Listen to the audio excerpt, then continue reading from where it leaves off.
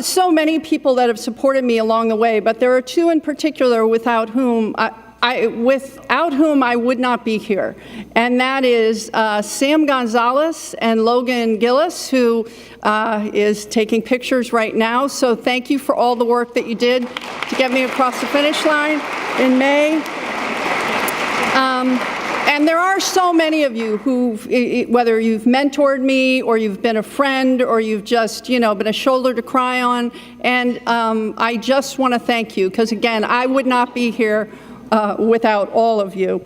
So during my campaign to become the BOLI commissioner, I used to say this is the most important job that nobody has ever heard of. Really, nobody knew what BOLI was, because there are only 4 states in which the labor commissioner is elected, and in none of those states does the labor commissioner oversee civil rights or fair housing protects against fair housing discrimination. But that's what our Bureau of Labor and Industries does. Also, within the Bureau of Labor and Industries, we're responsible for technical assistance and reaching out to businesses to make sure that they have information so that they can follow the rules and follow the law. And then we also certify the apprenticeships for the entire state. That's a lot. That's a big job. And I am honored to have been chosen to do this job. And what I bring to this job is that none of these issues are theoretical for me. As a woman and having been a low-wage worker, I know what it's like to show up day after day in a hostile work environment and not be able to say anything about it. I know what it's like to have my wages stolen, not be paid my full wage, and not be able to say anything because I needed the job to pay my rent. I also know what it's like to be a small business owner, and I was in the private sector for 25 years, working in domestic and international sales. I know what it's like to sign the front of a paycheck and have to meet a payroll.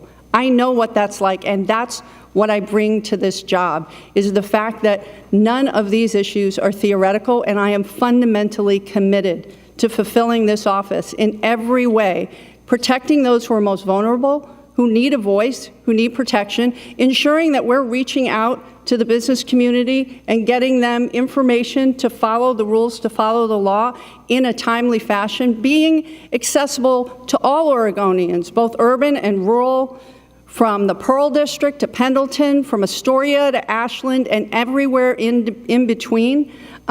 This is a great state. And there's so much beauty in it, and there are so many wonderful people. I've already been out to talk to people in John Day, in Medford, certainly in Eugene, and in Portland, throughout the state. And what they say is, thank you for coming. We're really happy you're here. Actually, in John Day, they said, normally we only have people from the other side of the state come when they're running for election. And I said, well, I'm a Democrat, so I figured, I would come after I was elected because,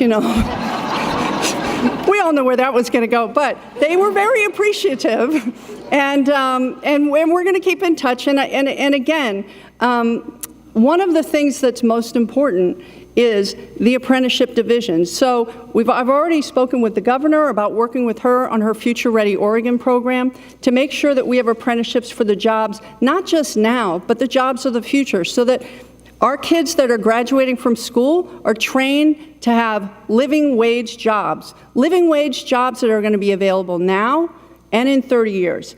That's critical, and I'm excited to be able to work with the governor on that. The Attorney General has reached out, and we are going to work together on enforcing and investigating civil rights and make sure that in this state, people know that their rights will not be abridged. The Secretary of State has reached out to me, and his staff has reached out to me to make sure that we can work together with his business division, our technical assistance program, to ensure that we are reaching out to as many businesses as possible so that they know that they can access the Bureau of Labor and Industries to be a place to get information and to get assistance. And fundamentally, the majority of businesses want to follow the rules. And for those businesses, the small group that don't follow the rules, it's not fair that the businesses following the rules, who are paying the full freight, should have to compete with those people breaking the rules. And in Oregon, I will make sure that those people that aren't following the rules are held accountable, because that's what's fair. Thank you.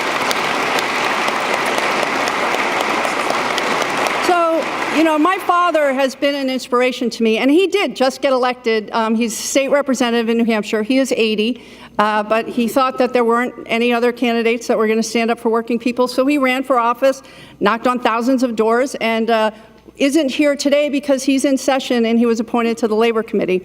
True story. But what he taught me was to fight hard and fight fair for what's right. And that it's important to find common ground whenever possible. But that doesn't mean compromising your values. So when I was here and the majority leader, actually my desk was back there where Jennifer Williamson is right now, and I had two things. One was a quote from Thomas Jefferson that says, "In matters of style, swim with the current, and in matters of substance, stand like a rock." And the real trick is figuring out what's style and what's substance, right?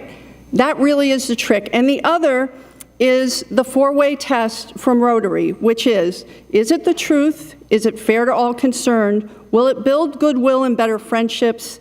And will it be beneficial to all concerned? And I figure if I could pass both of those things, but take the time to think about that, then I'd make the right decision.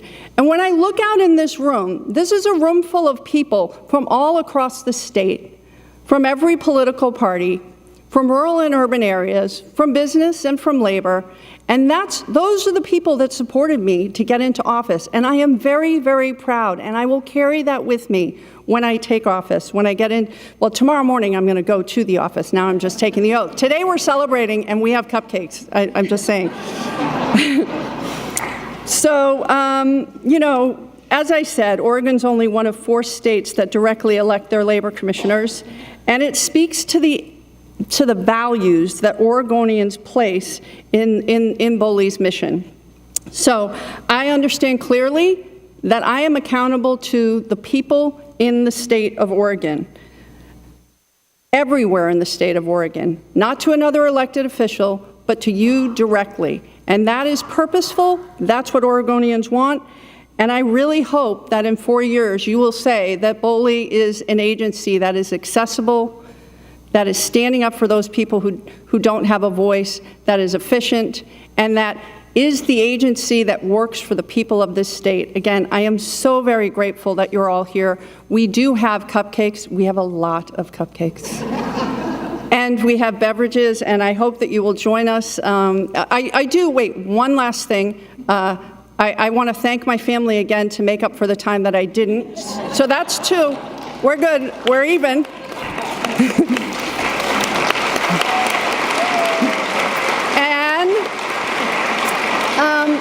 I would like to thank a few of the staff members that helped me. Duke Shepard, who will be my deputy director. There is Sabrina Balderrama. I don't know where any of you are, so I'm just going to, Sabrina Balderrama, and Erin Seiler, Saul Hubbard, who got me here on time and in one piece.